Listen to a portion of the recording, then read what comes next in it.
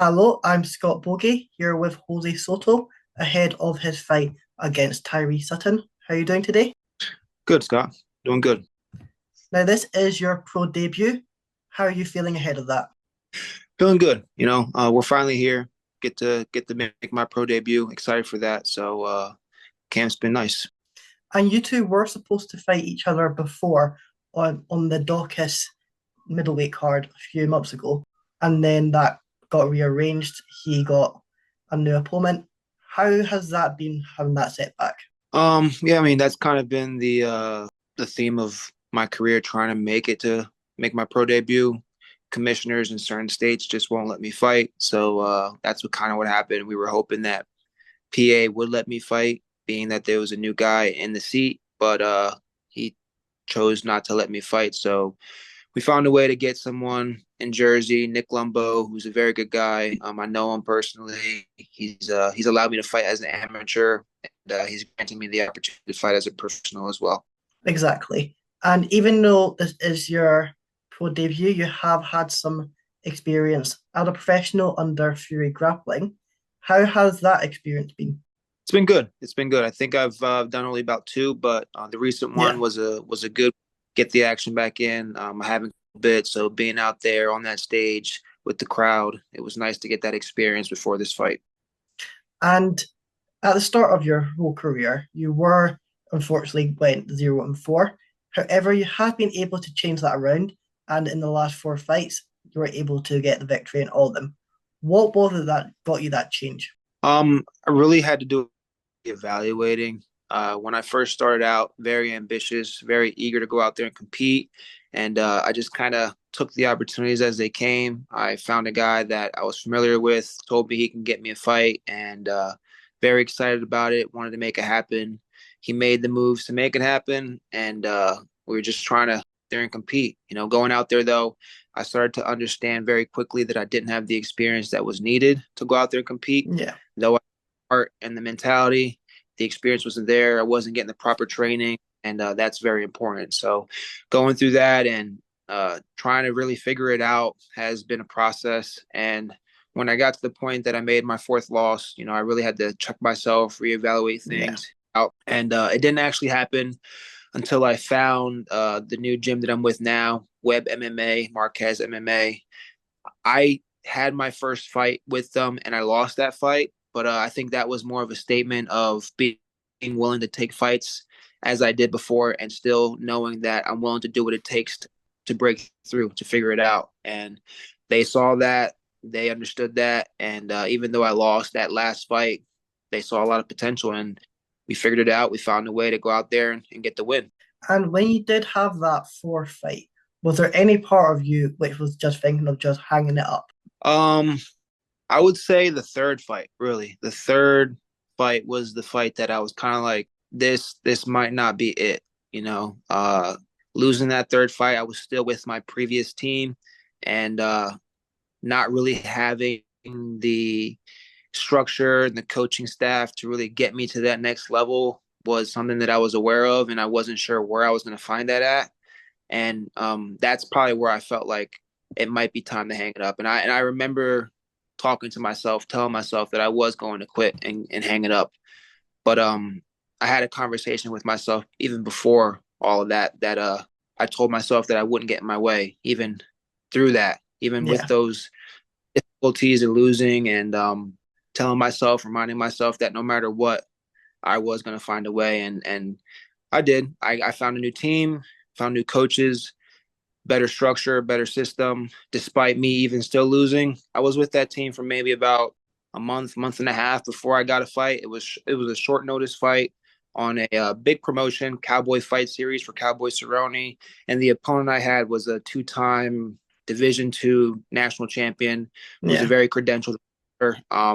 Came from a good team, so it wasn't something that I took lightly. It wasn't something that I just kind of said, all right, I'm going to lose anyways, so forget it. No, I definitely went out there to win and tried to win.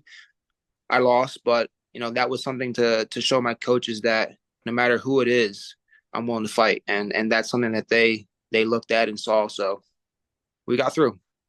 And then eventually you did get that first victory. How good was it getting that getting the hand lifted for the first time? It was definitely very personal for me. I will say the opponent that I had wasn't the best opponent. It was pretty inexperienced guy.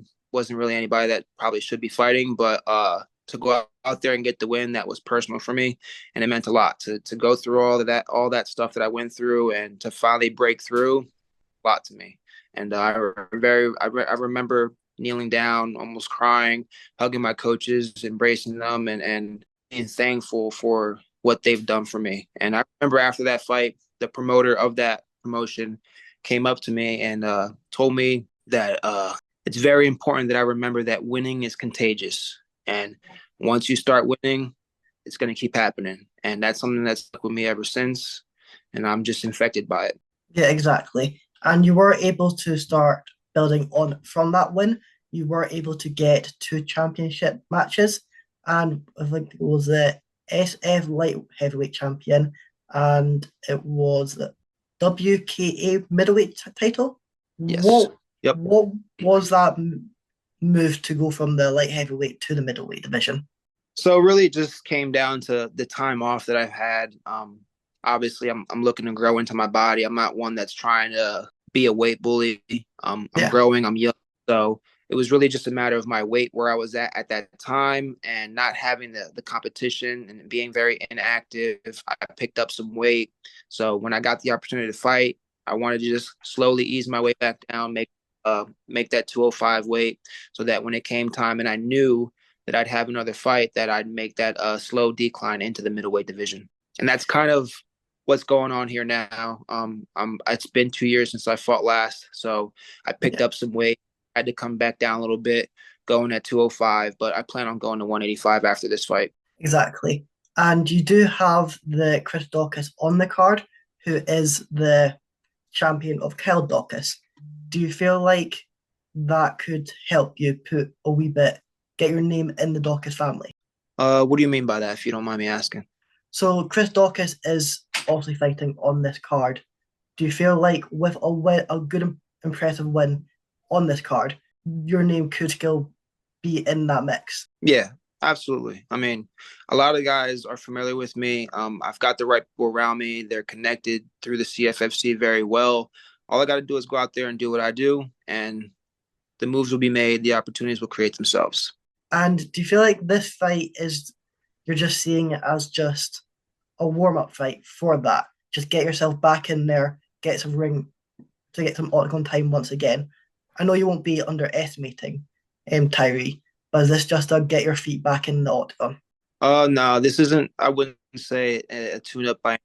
It's the professional level. Got to take every fight seriously. But there is a plan with this. You know, I don't want to. I will say I was coming down from about two close to a 250 pounds.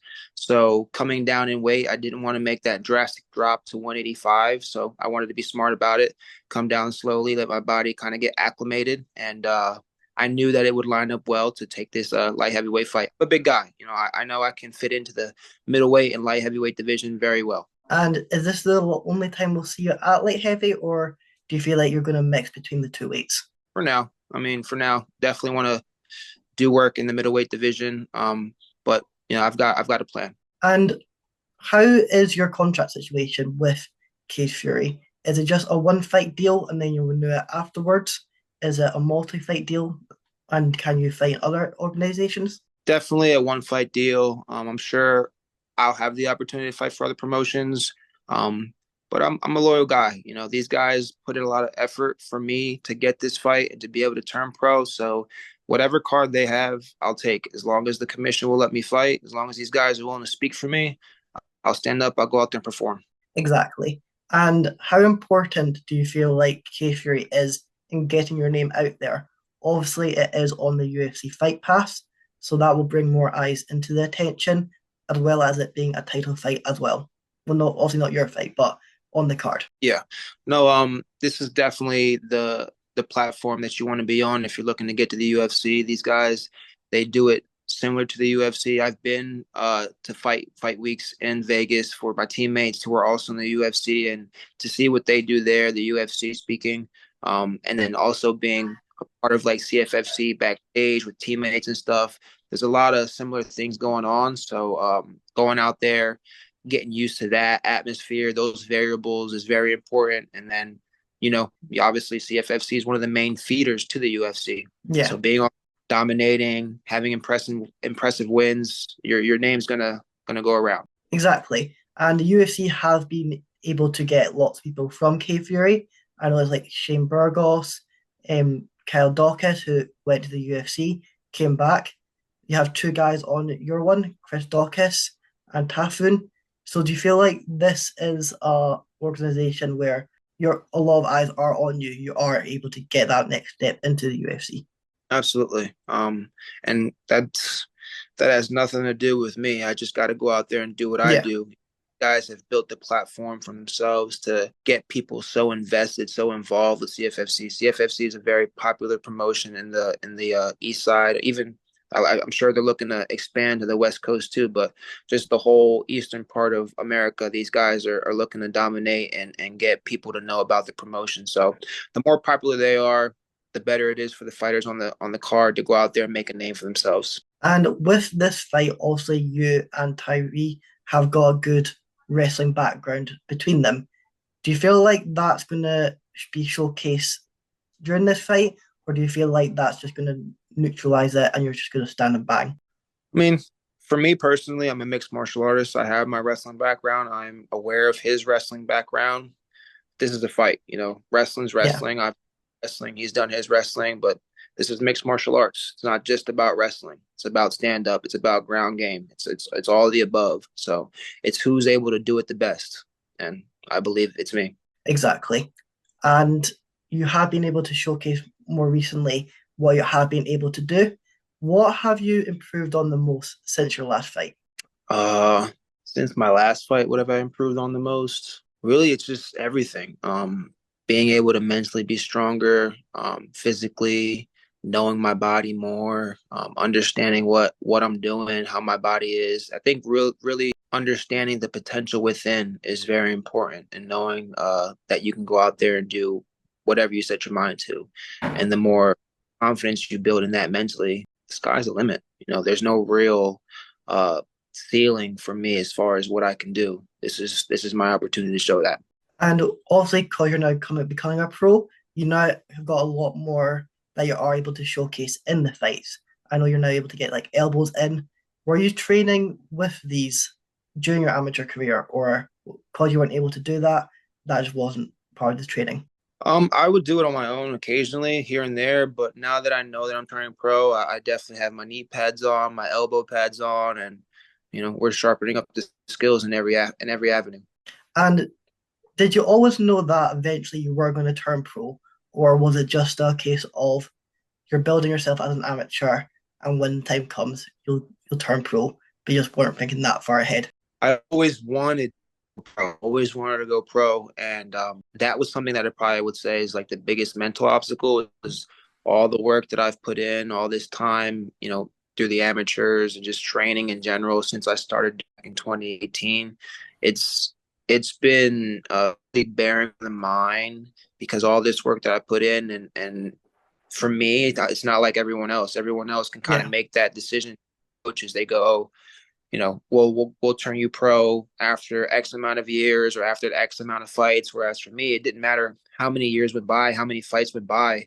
It was ultimately up to someone outside of me to go out there and allow me to turn pro. Not even just my coaches, like outside of them. It had to be similar to what kind of just happened. The promoter reaching out, putting in a good word, talking to guys specifically, making them essentially allow me to fight, and thankfully that happened. This is something that I wasn't sure if it was going to happen, and at times it felt like a lot of the stuff that I was doing was for nothing. And to finally be able to get to this point, to have the people around me speaking for me and allowing me to have this opportunity, I'm very grateful. Well, I know you're going to put on a big, spectacular performance, and I do hope you get the victory. Good luck for your fight. I will give you the final word. Do you have anyone you want to shout out? Have anything you want to say? I want to shout out just to all my sponsors, really. Not anybody specific because there's a lot of them that have sponsored me, but my sponsors, they've really allowed me to focus on my training, do what I need to do to get to this fight and prepare. So thank you to all my sponsors, my coaches, and my family. I got a girlfriend at home that takes care of me and allows me to do this at the highest level. And I really appreciate the people around me. Well, that sounds great. Good luck for your fight once again, and hopefully we'll be speaking to you before your next fight. Yes, sir. Thank you, Scott. I really appreciate it.